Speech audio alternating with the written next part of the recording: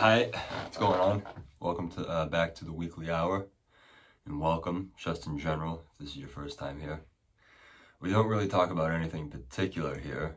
It's a lot of random things and free-floating thoughts that just come and go, and a little bit of riffing, a little bit of raffing, and we go in all different sorts of directions. Right now, the beginning title is in a little bit of disrepair. Initially, for my first officially formatted podcast episode, which was episode 2, I used Richard Cheese's rendition of Slipknot's "People Equal Shit," a wonderfully done version of the song, set to a lounge tone. He does incredible work, Mr. Cheese, and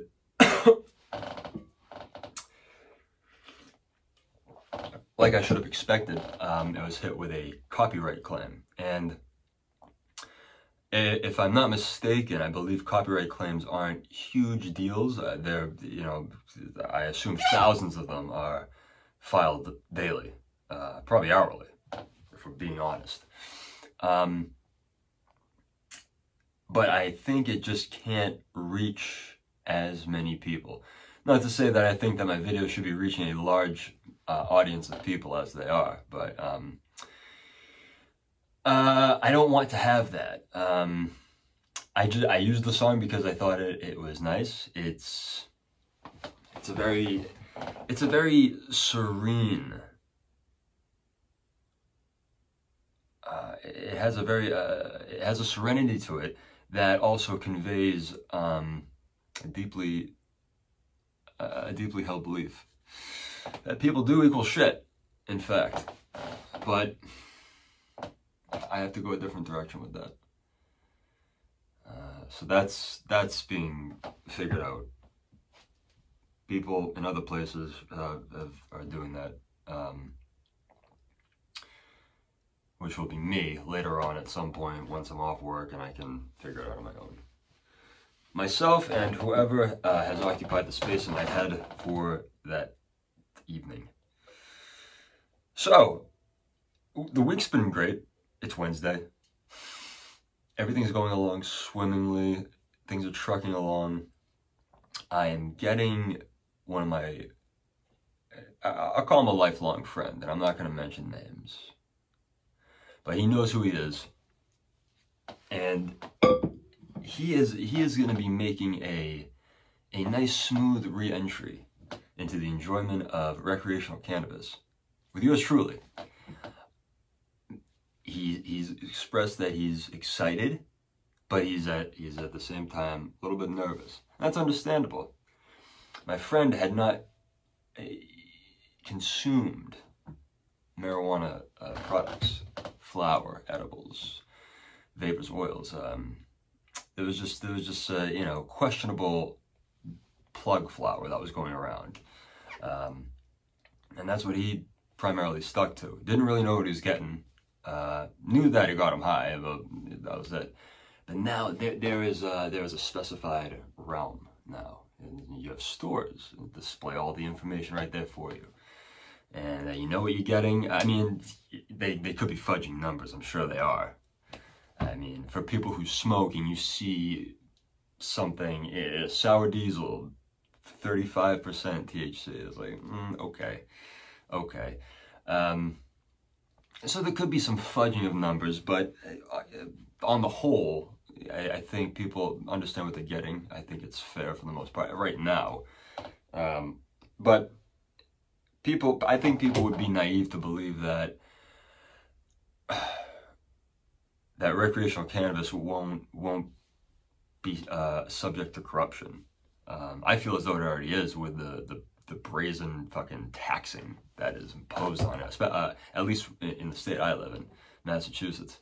They hit you with 3 different taxes, and that's if you're buying it recreationally. Medically, I think you're exempt from taxes, and you just buy it at what it's being sold for, I think. But I cannot complain much. You're able to legally purchase something that is that was a taboo enjoyment up until very recently. And it is a great thing, but people should bear in mind that it is something that can be abused. What I mean by that is, certainly I think I would choose smoking over drinking any day. Any day. If I had to choose one for the rest of my life, it would be smoking. It provides better feeling. It provides it adds productivity to what you're doing at times. It depends on what you're smoking and what kind of demeanor you want to find yourself in. But it's an unlocker of ideas and things like that. And alcohol in certain doses and the right conditions can have similar effects. But alcohol's caused so much more pain. So much pain. There is not more pain because there's not much pain that cannabis owns that can be compared to its, negligible. It's used medicinally. So is alcohol. Those little wipes, they clean a site to sterilize it, and that's about it, though.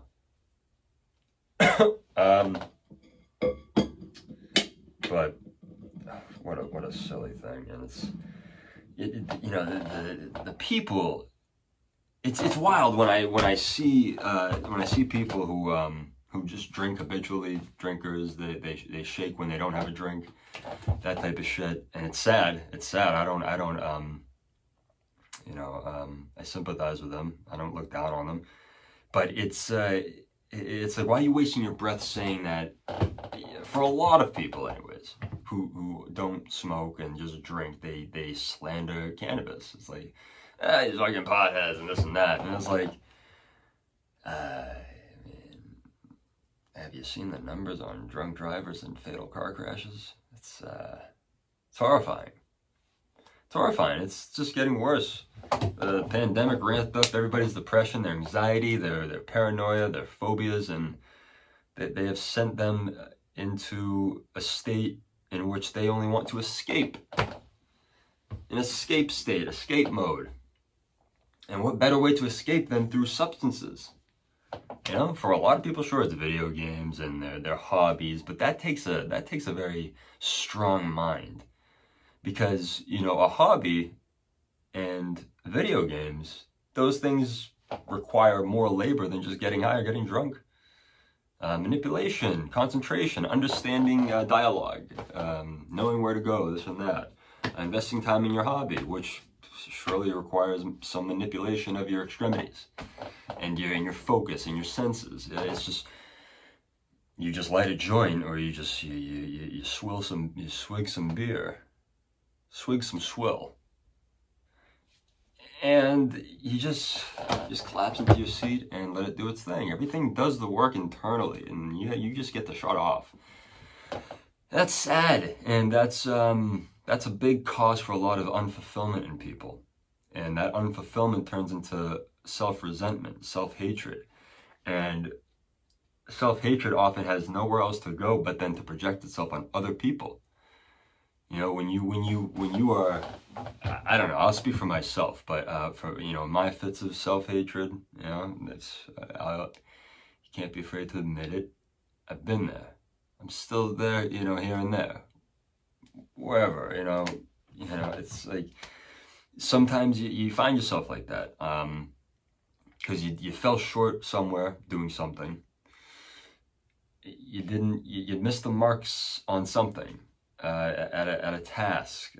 Someone said something, it may have been in jest, but you took it to a personal place and you just went deeper and deeper with it until it grew teeth and started to bite at you.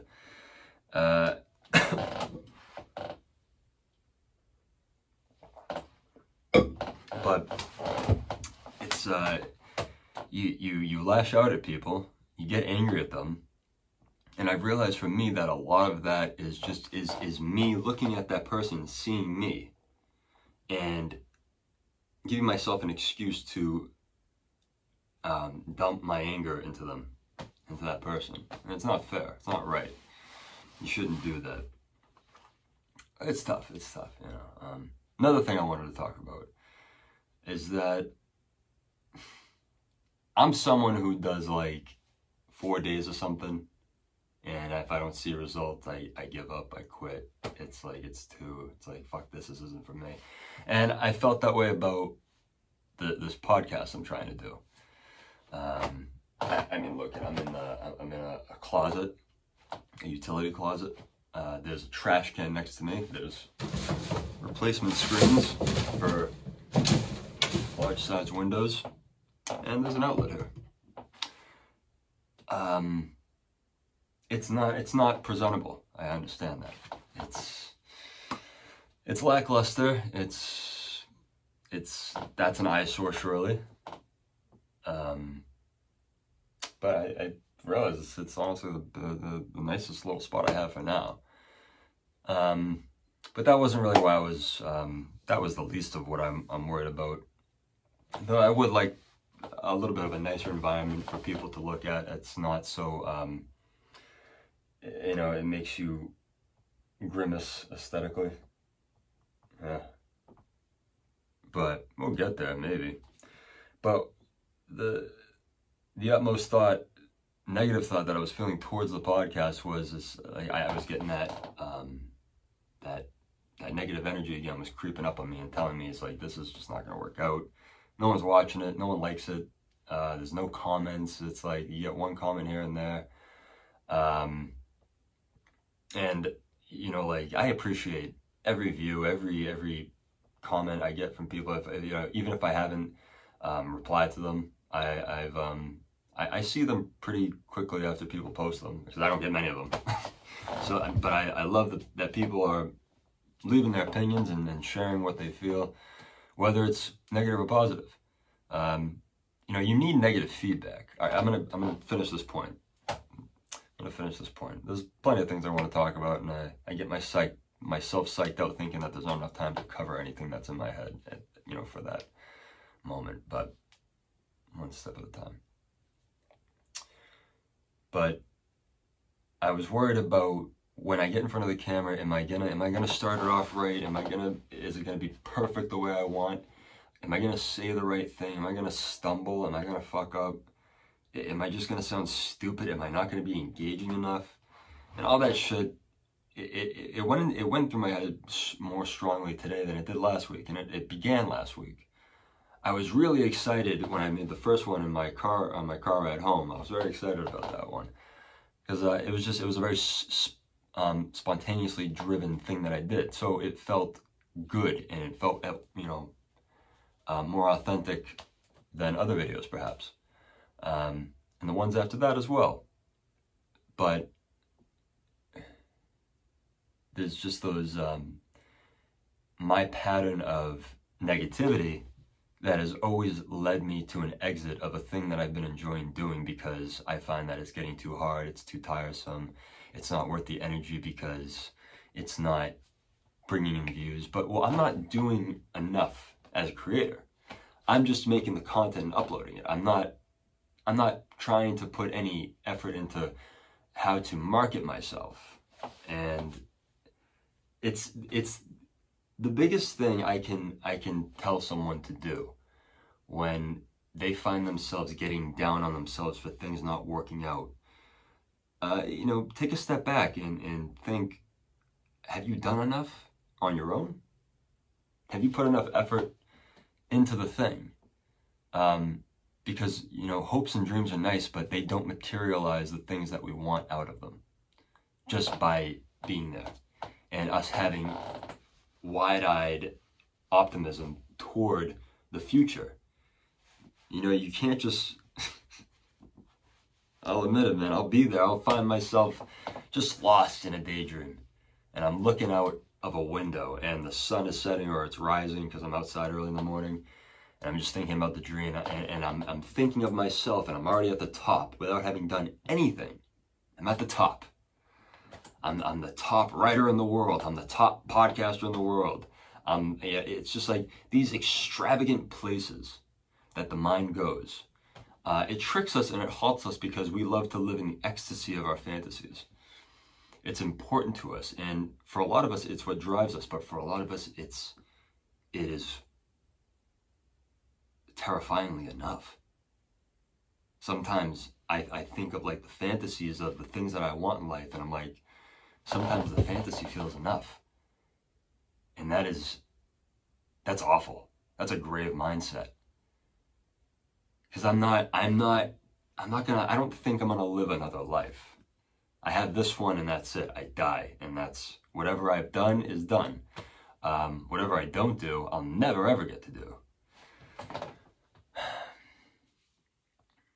And truth be told, I loved being rocked by the realization that I will die someday. Because it puts it's kind of like something goes through you for a second. It's like a very private surge of electricity that only you can feel, and it's like here, and it's just like, and I feel like that's the ultimate affirmation that you're alive, is to feel that surge of fear at the deep thought that you will just not exist one day. Because none of us are used to just not existing. For as long as we lived, we've existed. It sounds so stupid, but it's true. And we can't imagine a world where we find ourselves dying and leaving this world. And people, I think people get afraid because they feel like they have to act a certain way upon dying. And they have to, it's just, no, you're just going to be taken.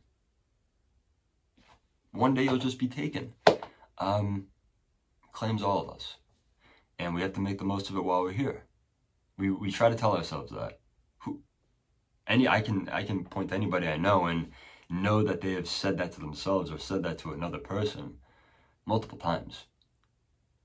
Because it's important to remind ourselves that. It may not stick in our heads because life is such that things come in and out very chaotically.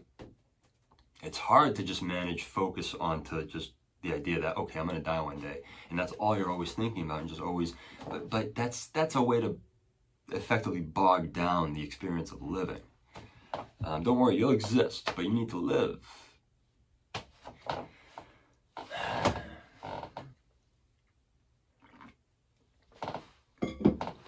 But in regards to doing the podcast, I realized if I'm afraid and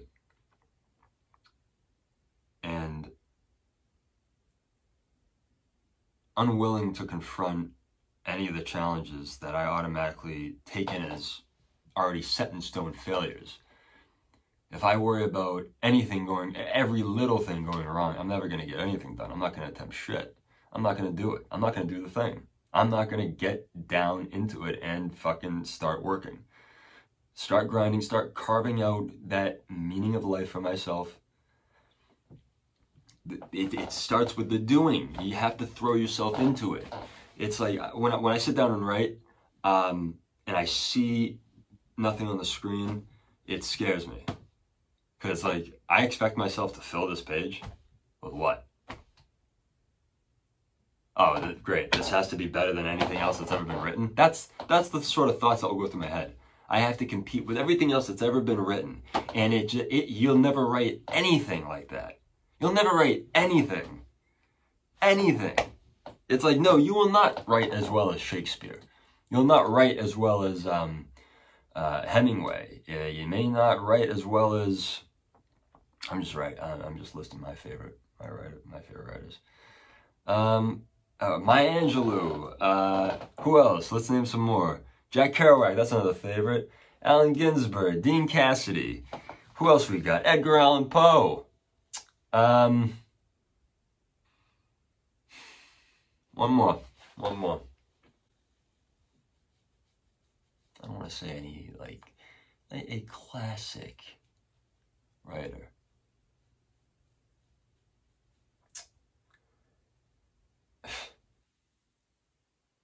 Who's the guy that wrote Captain Underpants? Him too. You may not write as well as any of these people. Very likely you won't write as well as any of them. But you won't write anything if that's what your goal is. You won't cook anything if you want it to be the best tasting. But everything has to be written. Everything has to look like shit when it's written. You know, you have to write shit. You have to go through writing shit in order to get to understand. It's like, this is not something that's just given to you. You have to work at it. You know, it's like anything else. And in podcasting is a new realm of creativity for me. So I can't come at this with the mentality that I've already failed and it's not going to work out, it's going to be unsuccessful, and anytime I attempt to do this, it's going to be a crash and burn disaster. No, I have to have a little faith in myself, because just having a little bit of it with you at any time can take you pretty far. Because it just takes a little bit of faith to get you involved in doing it, whether you're timid or not. If you get your hands to start moving, and then you're starting to loosen up, it's like you're starting to molt from your shell, or you're shaking off all that rust. And just you got to think about it. It's like someone who doesn't work out. They're waking up hunched over. Their back is killing them. They kind of, you know, guys who are 35 years old. Just sitting up in their beds, like catching their breath when they wake up, because they're in such pain, because they don't exercise regularly. And I'll admit, I don't exercise as often as I should, and I am starting to feel it. I'm only 30, but I'll unfuck myself before I get to that point, I hope. But these guys, they haven't lubricated their innards. No, they're tight, because you need motion. You need not constant motion, but you need consistent, regular, daily motion to shake all that rust, to keep your fucking joints and your tendons and ligaments from oxidizing and becoming stiff and rigid and inoperable. It's like, I'm not asking you to be fucking flexible, but don't be hunched over with a fucking dowager's hump on the top of your fucking back of your neck, the nape of your neck, when you're in your fucking 40s, dude. Jesus. Isn't that what it's called? A dowager's hump? I need a co-host or something. That's the other thing. I think I might do better talking to someone else. Because, I don't know. It's easier to respond to what someone's saying rather than just pick thoughts out of thin air and attack them. Here's one thing I wanted to discuss, which I found fascinating. There's a large uprising occurring right now in Iran, and it's all due to this murder by what's been called the morality police. Of this woman. Her name escapes me at the moment, but she was killed for not wearing her traditional hijab headdress. And listen, for anyone in the Muslim faith, any female, if you would like to don your headscarf, I think you should be able to, if you'd like to.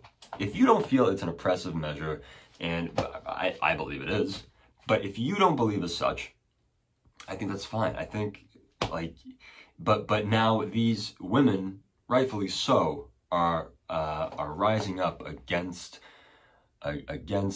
this ridiculous regime, this tyrannical and heinous regime. It's like I wanted to see enough videos, and honestly, I didn't read enough about it. I'm just going to talk about what I saw, but I saw these men, like these traditionally garbed men, traditional clothing of that region, harassing this woman coming down an escalator. She's behind, yelling at her in, Arabic, I would assume. Could be Urdu, could be, any what is it? Middle Western language. But it's like, bro, what the fuck? Calm the fuck down. Chill the fuck out. It's her hair. She was born looking like this. She wasn't born with that. I don't understand it. I get it's like, but this is the religious dogma. This is the sickness that religion instills. These are the sick parts of religion that, every religion is a culprit of it. Christianity, Catholicism, Hinduism, they all have these odd, outdated tenets that are viciously defended. Violence is used to enforce it. And the police resources in that country are being used to attack women, murder women for not wearing these fucking headscarves. Jesus Christ, dude, it's insane. It's insane. It's that's just a very underdeveloped mindset, if you ask me. And these women, bless them. I'm behind them 100%, and it was great to see a lot of men being a part of that too, because it's bullshit, dude. It's like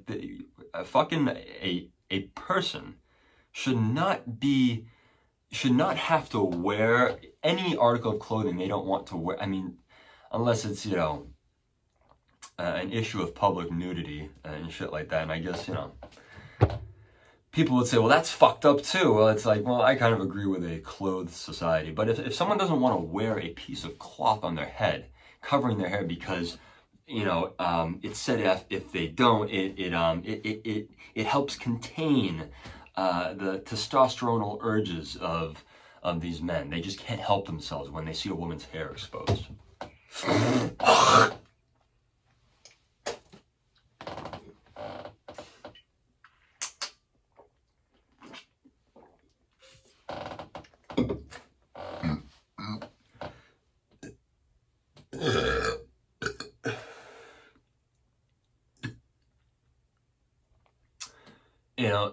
Lest they be condemned, they have to adhere to this.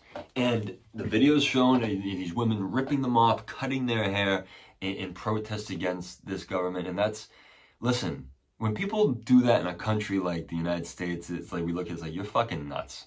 Get out of the fucking road. People need to go to work. You do it in a country like Iran, an actual dictatorship, that's saying something. These women are fucking brave. Feminists should be rebranded to that, because that's a true fucking fight that they're fighting for. And it's going to be a long fight.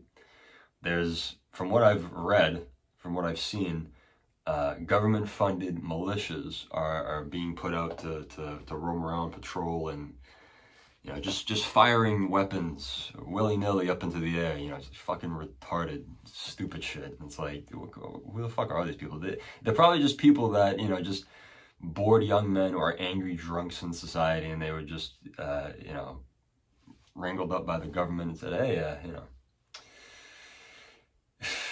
we'll give you this and that if you just, scare people a little bit. We'll give you a few, a couple dozen magazines, fully stocked, completely filled to the brim with bullets. You don't have to police the brass. We got that. We have women who will wear the hijab, who will pick this brass up, so don't worry about that. So just go out. I suggest you guys drink while you do it too. Certainly not haram in any of that. It's just, do what you got to do. We got to get this under control. I imagine that's how the situation is unfolding as we speak. It's sick, dude. To put out hired dogs of the state to quell an uprising of women who don't want to wear headscarves is so fucking asinine. Take the religious aspect out of it. It just has to do with, just take a step back and think about how stupid that is. Think about how stupid that is. And it wasn't too long ago that Iran was this bustling society that was very promising. It was very free and open and expressive and explorative. And it had an Islamic uprising. And it took hold of everything over there. And it's too early to say that things are going to go the opposite direction and be the way they were. That's a long shot. But this is certainly a start. These women, balls on them. Holy shit. These women, a lot of them face certain death. I wouldn't be surprised if more of them have been killed since this has happened. I'm sure if I read up on it, I'd find disappointing news like that. Sorry, I had to bring that. I just felt like it. It was this tile's on the floor, and it was too much on one tile, and I was fixating on it. You may have noticed throughout the last half hour that I was staring down here and over there. Anyways, it's fixed now. I feel better. I've rid myself of the anxiety. But yeah, brave women. I wish them the best. I support them in their fight. They shouldn't have to fucking wear anything on their heads if they don't want to. Good on the men out there for supporting them too. That's Chad shit, man. That's Chad shit. Because those men face persecution too. I did see this one video with this. I didn't see the actual assault, the alleged assault, but it was said that this man hit this woman for, being one of the protesters of the, non-hijab wearing faction of citizenry. What a fucking dumb mouthful that was. And he started walking away, and then this guy, in stopped traffic, came out the cut and started hitting him, and then a bunch of dog piled on him. And if that was the case, that's great. That's great. Who the fuck are you to walk up to anybody and think that you demand them to do something, or you're gonna fucking put your hands on them? That is just wild, dude. I don't understand how all of humanity just isn't on the same page. And it's like, it's here too. It has nothing to do with like regions and shit. It's like, people just like, stop putting your fucking hands on people. Like, especially for minding their business. That's the most bizarre shit ever. I don't want to wear this on my person. So therefore, this guy, who is completely autonomous of his own body and can do whatever he wants with it, burdens himself by thinking that it's his responsibility to enforce others to fucking to wear this thing that they don't want. It's so fucking asinine, dude. It's like the mind of adults, because their minds have to be taken young. They have to be taken young by some sort of ideal, whether it's religiously driven, politically driven. It's always an extreme. You have to hook them with an extreme, because once you hook them with an extreme, then you can convey to them how extreme the rest of the world is. Because you've only discussed a worldview with them in extremes. Everything is an extreme. It's terribly this or terribly that. It's such a toxic way to bring up anybody in this world.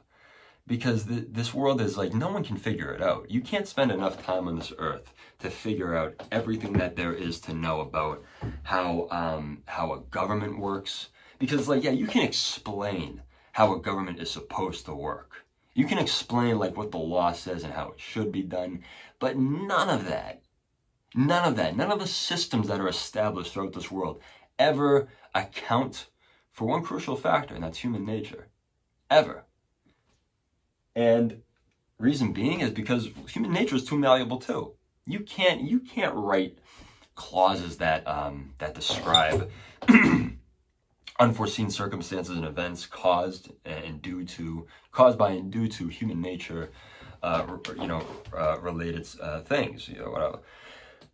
Because you would have to rely on a person to express the same emotions at the same times throughout every day of their life. It's not realistic. So things are established in with good or bad intentions, but human nature gums up the works through corruption, through greed ultimately, lust, all different types of sins are involved, and they all drive a person. They all take hold of a person. But that's I guess that's different than just being indoctrinated. And it's a shame to see people, grown adults, 40s, 50s, 60s, 70s, and they held on to this mentality for forever. they spend oh so many years just not exploring the world, not even, you don't even have to travel the world in a physical sense to understand it. It helps, but that's expensive. That's not something everybody can do. But there's plenty you can read about everything. There's plenty you can read. And people, there's lots of things, I assume, keep people in that place throughout their entire lives. Fear, having to relearn your perspective and your outlook, and that's just too much work. Some people hold on to the stupidest things to believe in, because to be shown something that's different and maybe more feasible to reality, it's world shattering, and that's something people don't want to face a lot. The truth is earth shattering, but when things shatter in this sense, they can be rebuilt, because what you feel is destroyed in your mind can be rebuilt. You can rewire your brain to just think better and be better and want to share better perspectives and all this type of thing. For, seeing these old men, they're angry because they see a woman's hair in public, flowing through the wind. And it's like, but she's so happy now. She's so happy. Because of something that was written millennia ago. It has to be upheld, and her happiness as a human, her one chance to experience happiness in this world, it has to be ignored because this is that. That's a travesty of the mind. It's awful. And I pity the man whose mind is built like that. to be in this day and age. And people just not showing the other parts of the world. They don't read about other parts of the world. Or maybe they do, and they just hate what they read and hate what they see, and just because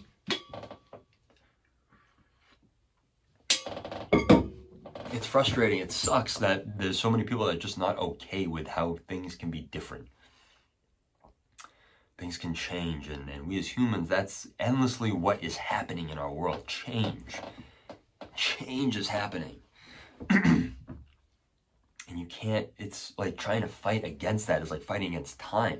It's like trying to find a way to stop time. It's like you're gonna push time back,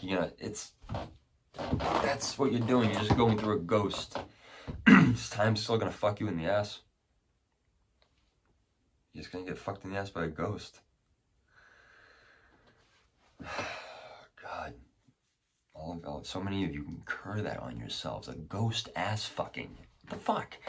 It's not needed. It's you have this life. Keep ghost dicks out of your ass.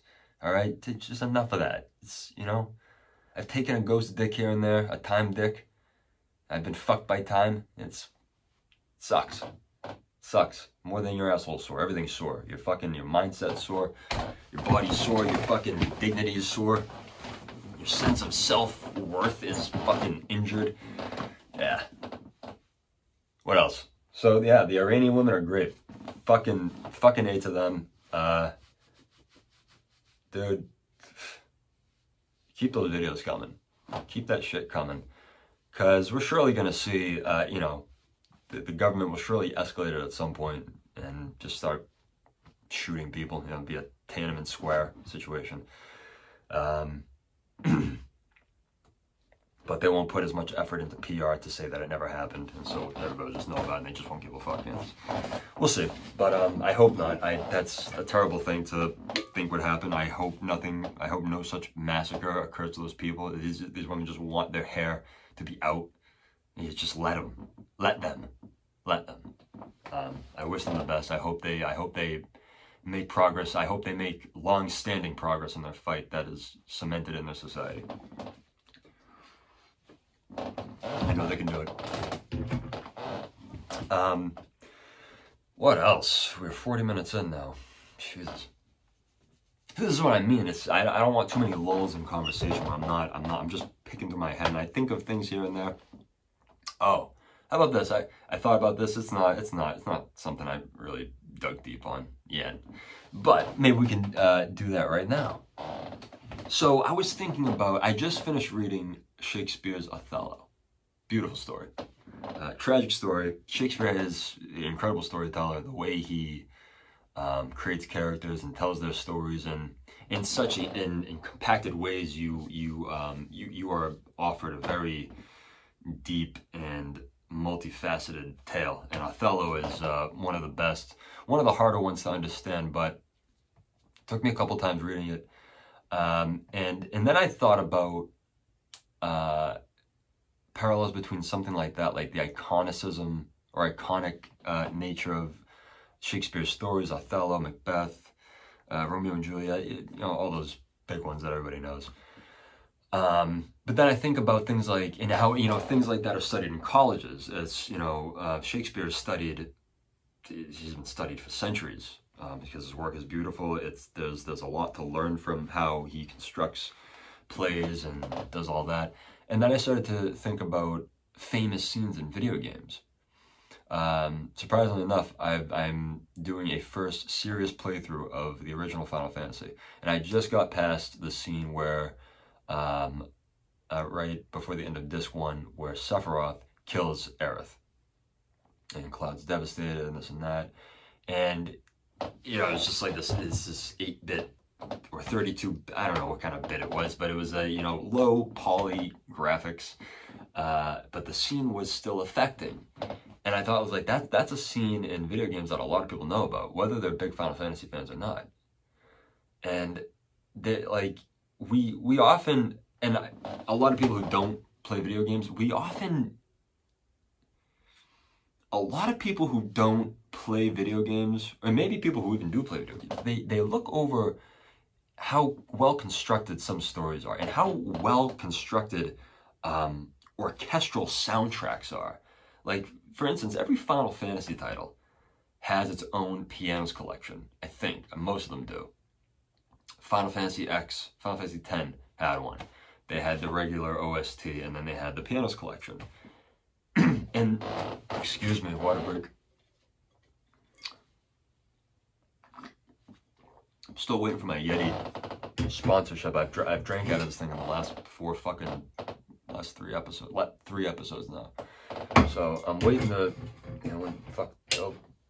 watch my show and get back to that. We'll find out.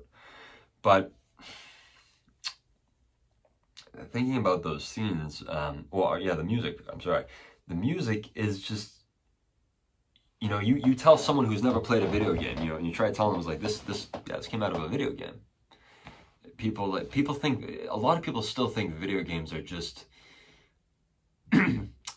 mindless, moronic nonsense that just destroys your eyes and just numbs your brain, and of course, idiots who will never pick up a controller will keep that belief well intact in their mind.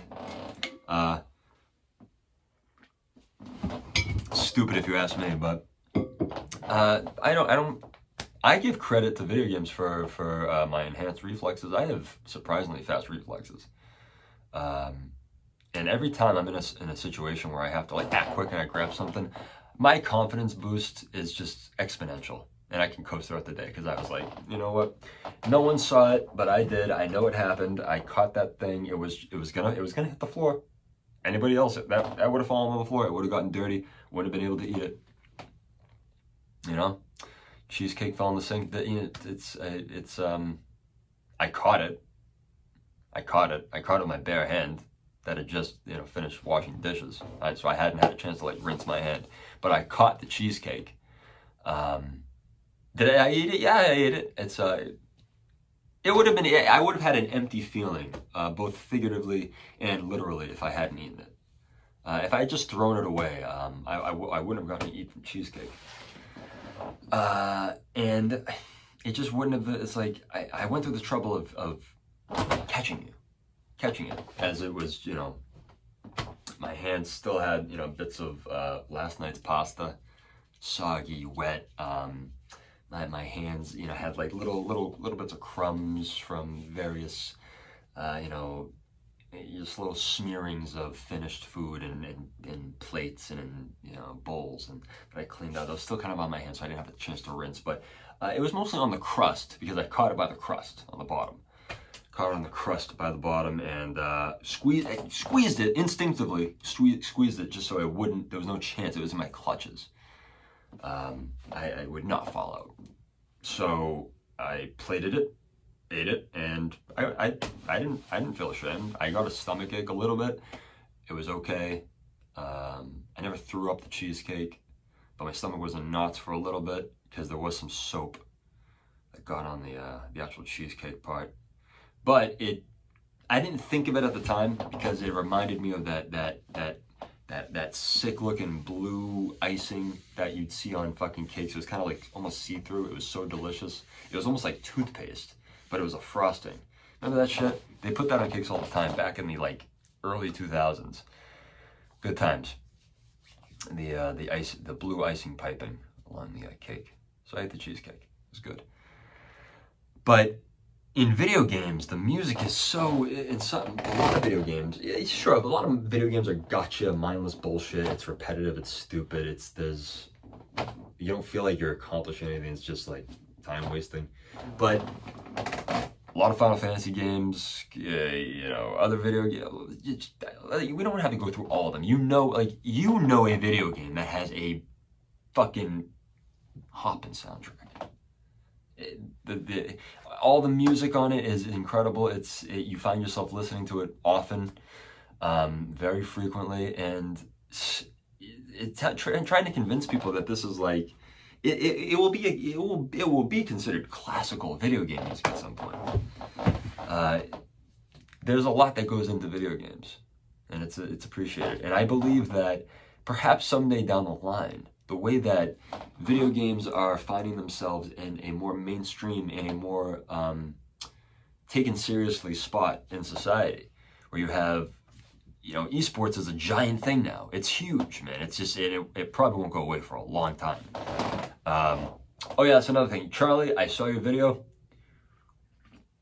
I'm not going to play that fucking game, but I encourage anybody else, hey, go check out Moist Critical's new video titled "I Need You." He's trying to get other people to play this game, this online game. I think it's called fuck. He said it's some sort of like League of Legends with air hockey. Fuck. I forget what it's called. Just go watch this video. He needs your help. He needs the points. If he gets enough points by being on his team, he's given the top. He'll explain it better in the video. Go watch it. I'll even link it in the description of this one. But he talks about how you know, what the fuck is it? So this competition, the developers of the game are offering a reward to the winner. I'm being very vague about it, so like I said, go watch the video. And the winner of this competition will be given, I think it was the whole or a portion of that season's earnings for the game. And what Charlie intends to do is to put, if he is to win, if his effort, his gallant effort of trying to be the top contender and the number one, top of the heap, and number one, Jack, king of the box there, he is going to invest those earnings won into his Moist Esports organization. So, you know, I think that's a great cause. I think he's being very honest about it too, which is nice. So if you're interested in helping him out, go do that. Download that game, whatever it is. Hey, hopefully he does it. It says right now there's some fucking Brazil that's got it all locked under key. They're the top spot. They got like everybody in that country is behind them playing the game, I guess. So who knows? It could be a long shot, but hey, he's got a big enough reach. Could pull it off. We'll see. Anyways, at some point, with the way some video games are so carefully constructed with their stories, I wouldn't find it being so far out of the realm of possibility that we end up seeing these game classes for video game scene discussion and music composition discussion in video games. You know, down to like, you know, there's they use this song in combat because it helped the player engage more effectively in tactics and shit. You know, who fucking knows? The type of discussion that I feel could arise from something like that could be insane. What a world to think about. 50 minutes in, 10 more minutes to burn, huh?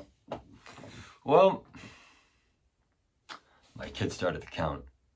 I am so proud of her. She's not even 2 yet. I got her, so we got her a big mistake. We got her a big, like, you know, those playpen balls.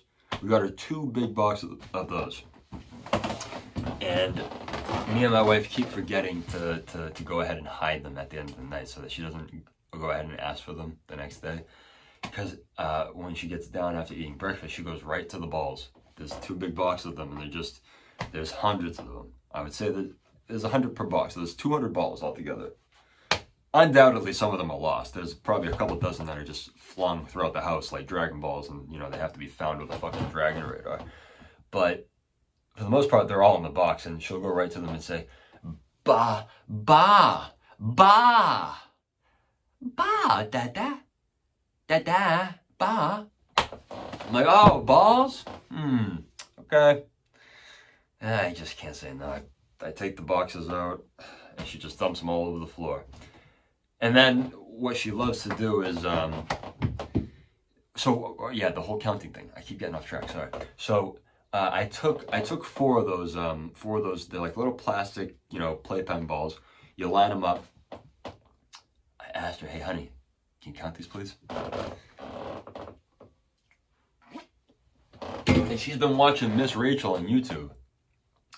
Hey, for anybody who has a kid, who like a toddler, and you find yourself busy, and I know it sucks to like put your kid in front of technology, but this is the fucking world they're growing up in front of. You know, you don't want to overdo it, but do it. If you're gonna do it, don't put them in front of don't sit them in front of Coco Melon. That's that garbage. That utter, it's just junk food for the developing mind of an infant. It's gross. Like once they get like, you know, after they've hit a year, get them on Miss Rachel. Get them on Miss Rachel. Blippi, I don't know. You know, he's got that video out there. Blippi's good too. He's a good distractor, but it's hard to look at him ever since I saw that Harlem Shake video of his. But he's moved on, and he's at the top of the charts as far as child entertainment goes. So only in America can such a story be told. But anyways, Miss Rachel is incredible. She teaches them at like just basic level, colors, animals, sounds, enunciates every letter and counting too. So, you know, I said, "Can you count these, honey?" And she went up to me and she was like, 1, 2, 3. And she couldn't exactly do 3, but she knew where she was going with it. And I was like, I couldn't believe it. I could not believe it. She's not even 2 yet. Already counting to 3. It's incredible. She knows all of her colors. It's incredible to watch just these little human beings develop and understand the world from the ground up. You know, you're seeing a human for the first time understand what color is. And her favorite color is blue, I think, because it's the color she says the most. She'll grab any of the blue balls, or any of her blue toys. Like she has a Pikachu that I got her that had a little blue, like blueberry toy, like plushie that it would hold and pretend to eat. And she would walk around with that, and she would hold it up to me and go, "Blue." No, she wouldn't say blue. She would say, "Boo." I'd say, and she wouldn't leave me alone until I would acknowledge that it's blue. And I'd be like, "Oh, yeah, it's blue. Very good, honey." And she's like, and then go and get something else that's a different color, and I'd have to name that color. It's so much fun, though. Being a father is great. And I've got the best two kids to be a father too. Yeah, it's something else, man, being a parent. It's difficult. It's a lot of challenges that I never really wanted to bring into my life, but they're here.